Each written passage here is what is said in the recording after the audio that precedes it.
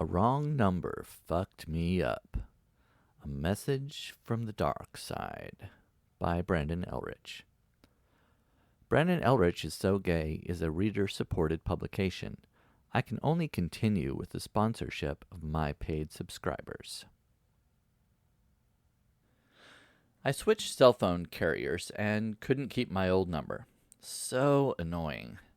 On the bright side, it gave me the perfect opportunity to cut ties with old acquaintances, ex-lovers, and trumpeting family members. Even when you get a new number, it's not exactly new. I found out that my number was recycled when I received a text. Hello? I sent a simple reply. Hi. I'm shocked you actually responded. So I said, yeah, I've been busy, you know. What's up? What's up? How about the fact that you have a son you haven't seen since he was born? Oh, shit. It's been 5 years, Dar. 5 years. Dar? Whatever. I was about to text a reply saying she had the wrong number, but she probably wouldn't have believed me. She was too quick-fingered anyway. Lucas has been asking about you, and I can't keep making excuses for you. I could have called her to prove that she had the wrong number, but then I thought again. This kid has a douchebag for a father. Why not show him some love? I didn't forget. I have to work, but I'll send him something. The second part just sort of came out. Whatever. Okay, but I need your address, I wrote. Really? I've sent it to you at least 5 times. Doesn't this chick have autocorrect? Fine, I'll give it to you again, but I won't hold my breath.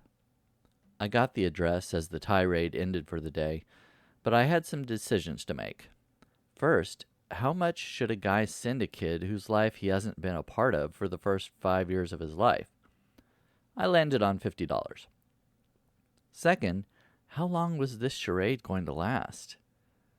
The good news was that the kid and his mom lived halfway across the country, and since I fulfilled my promise to send the kid money, my, quote, baby mama, was a little easier on me. I eventually pieced together that the douchebag's name was Darwin Fader. I couldn't let Dar disappoint the kid again, so I continued sending him Christmas and birthday presents for the next 5 years. I know, crazy, right? It gets worse. I got a text one day from an unknown number. It said, "Hey, Dad." Shit. It's Lucas. He was 10 years old. Who gives a 10-year-old a cell phone? On the other hand, if I had a smartphone at that age, I would have been looking at gay porn and come out of the closet much sooner, skipping all the depression and therapy. The fact that cell phones didn't even exist when I was 10 is irrelevant.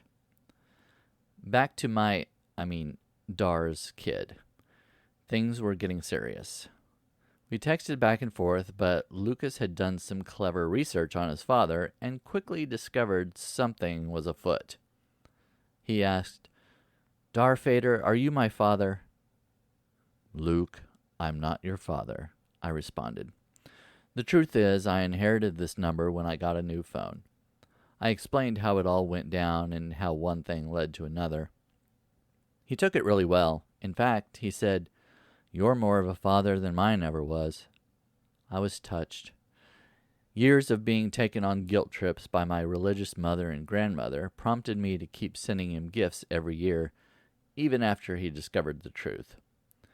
Long story short, I now have an adult child, and I'll likely be paying his college loans for the rest of my life. I pray to God he doesn't choose medical school, or that he's at least smart enough to get scholarships. If you believe this tale, become a paid subscriber to help Lucas get through college. If you don't believe it, become a paid subscriber anyway, because it was funny enough that I deserve the dough. Click subscribe now. I'm labeling this article as humor, but it may be more aptly described as dark or Darth humor. If you couldn't help but display a full smile, consider subscribing at $3 a month or $30 a year. If one side of your mouth curled up even the slightest bit, maybe just buy me a coffee. If you didn't find it funny at all, you probably hate me, but I still love you for reading it.